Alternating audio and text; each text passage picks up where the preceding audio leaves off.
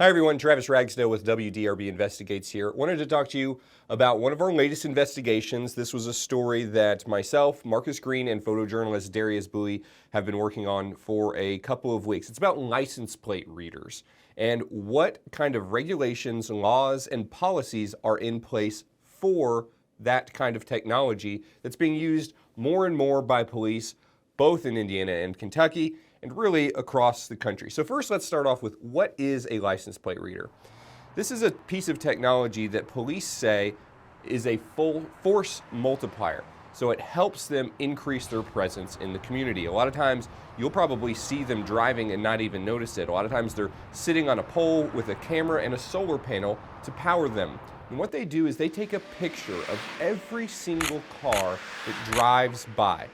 They take a picture of the car, they can see the license plate, the type of car it is, if it has a roof rack, if it has stickers. What happens then is a police officer, if they're investigating a crime, can go into a database and search for any kind of description of a car that might match in that area around a certain time.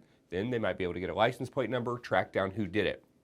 That is the kind of thing that police are looking for out of these cameras. Now, there are two very different viewpoints when it comes to this type of technology. One on the police side and one on the privacy advocate side. I know there's some apprehension in the community that more cameras, Big Brother's out there. I can't stress enough, Flock technology is not about Big Brother. This is not storing personal information about anybody. It's not about getting people's locations and where they're at.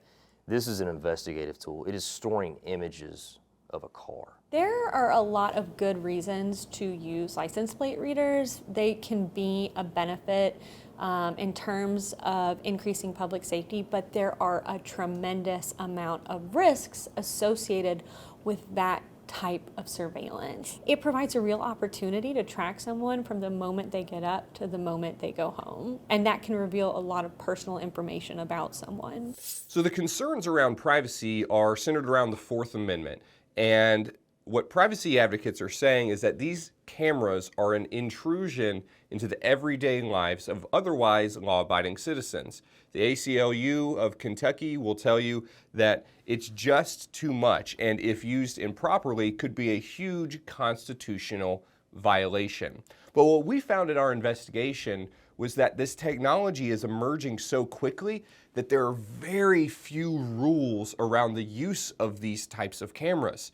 So police will tell you very quickly, and I have an example. Lexington police say that their use of cameras, they found 99 stolen cars, they've helped locate 11 missing people, they have created 39 investigative leads, and have ended up charging 167 people as a result of these cameras.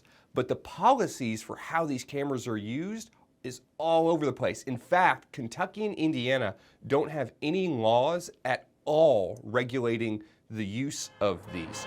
And what we also found was that departments individually, the policies are kind of all over the place. Some have storage limits of 30 days, some have storage limits of 2 years that they can keep these pictures and keep going back to them. And so that was kind of how we started looking at this story and saying, well, why is there not uniformity in how these cameras are used? There's 16 states in the country that have laws regulating the use of the cameras. And it'll be something that we have to keep an eye on, whether Kentucky or Indiana decide to put something in place. We know that the ACLU of Kentucky is going to try and push for that in this next legislative session, but we'll see. It's a matter of whether legislators feel like they have the time or the will to do something like this. That'll be something that we can follow. I encourage you to read the story and watch the story. You can read it on WDRB.com right now.